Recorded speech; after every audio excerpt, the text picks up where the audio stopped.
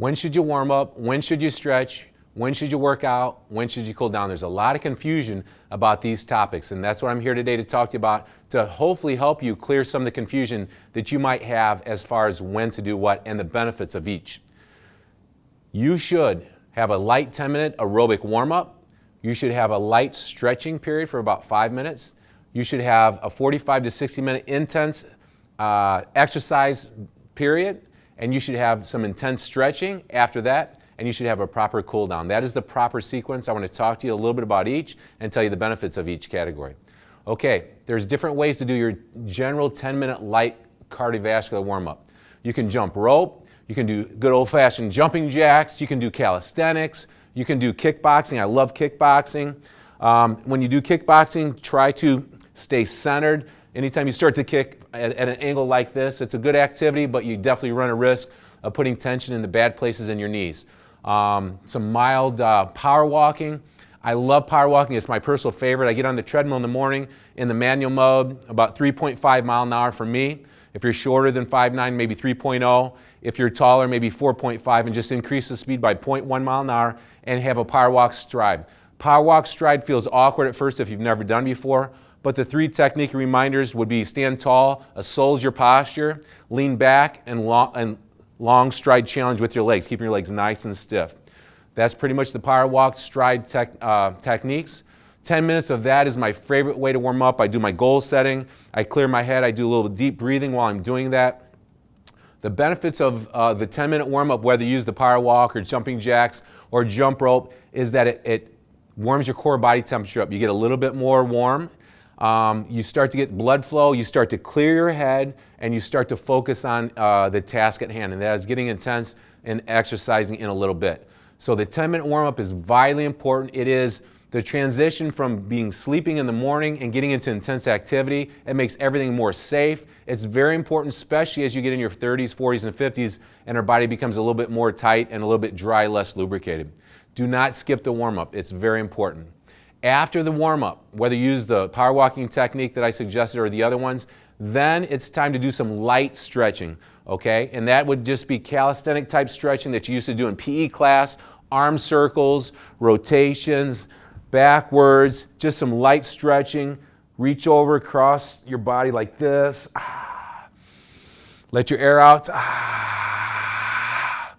Just some light stretching. After a 10-minute warm-up and some light stretching, now you're ready to get intense with your 40 to 50-minute intense exercise period.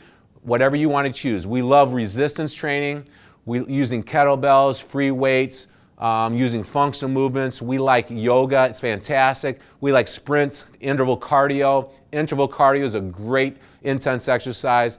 We love plyometrics, jumping and exploding using athletic type movements. You can mix and match any of those, but for 40 to 50 minutes, you need to get intense on using some form of resistance training that I just listed. Okay, now in the last half of that 40 to 50 minute time frame, this is the time where you can really benefit by doing some intense stretching. Now that you're into the heat, no pun intended, into the heat of your intense workout.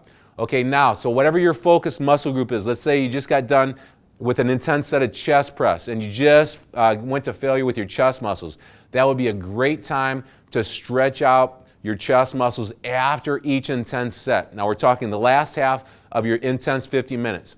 I want to back up a little bit. I want to show you my 4 quick stretches that we went over before after I got off of my 10-minute power walk before I start my intense exercise. And that is right here. I call this the cowpole kicker, and I just go really fast and I tap the hand in the front and the back about 10 times. And then I'll stretch out the quad on the front by pulling the heel up on both sides, of course. And then after that, I go into the glute and the hamstring and the side thigh muscles by putting my ankle right on my knee, and I push this knee down, I push this toe away, and I drop this hand down and I sink into it, letting my breath out. You want to make each stretch about 4 to 5 seconds, and you want to do it 3 or 4 or 5 times, and you want to make each one a little further, and you want to let your breath out. Make a deep sigh noise. That's my second one. So for about 4 or 5 seconds, you come back up, take a nice big breath in, And exhale, and go a little further on each one. That is a fantastic glute bun stretch, hip rotator stretch. It's amazing. So again, it's 4 or 5 stretches, 4 or 5 seconds per stretch, taking each one a little bit further and letting your breath out into the stretch to intensify the stretch and try to relax, making a nice deep sigh, relaxing noise, which relaxes your mind and your inside and allows your muscles to loosen up and get more of a benefit out of this stretch. And then the fourth stretch would be the hamstrings on the back. Your typical hamstring stretch is keeping your legs locked relatively stiff. Same thing. Let your air out for about 4 or 5 seconds. First one, I generally get the tip of my finger, middle finger right on the floor. Sorry about that.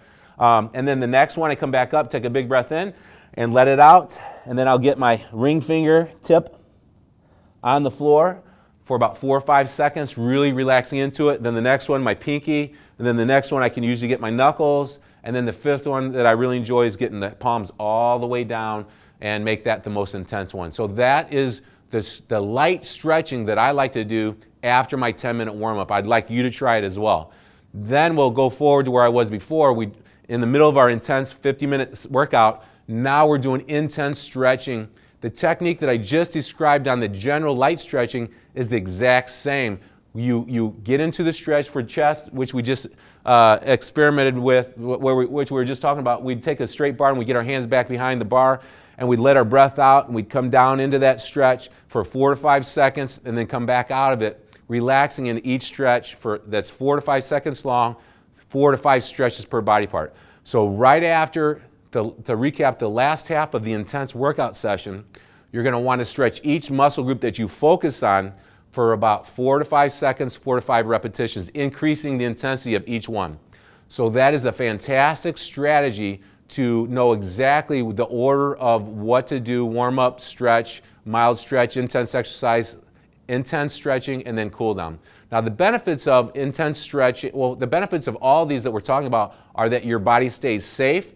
You can get more intense and your body stays safe during the intense exercise, and because you're linking out all the muscles and you got your core body temperature up and everything is more flexible, range of motion is increased, and it just makes you more safe in an intense environment during your hour workout. The other thing with the cool down, 10-minute cool down, you should do something low intensity. A light power walk on the treadmill is a fantastic way. The benefits of cool down is it starts the recovery process. It starts to get fresh blood in the muscles that you just worked. It starts to bring your heart rate down. It brings your breathing back down to normal. It helps you come back down to homeostasis or normality. And the fresh blood getting in there helps start to get the lactic acid out of there that was built up by the intense exercise to failure.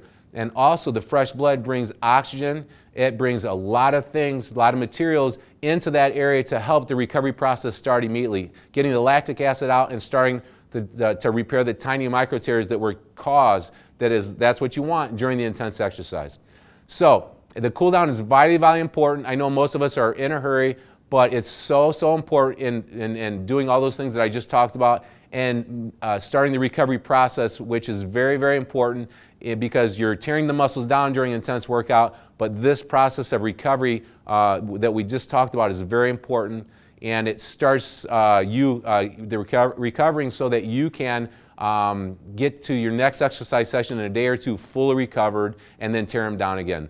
So again, that's it. To recap, make sure you get a 10-minute mild warm-up. You get a light stretching, an intense workout session for 50 minutes, some intense stretching, and a proper cool down. There you go. Now you have some tools to make it happen. You have the power to change.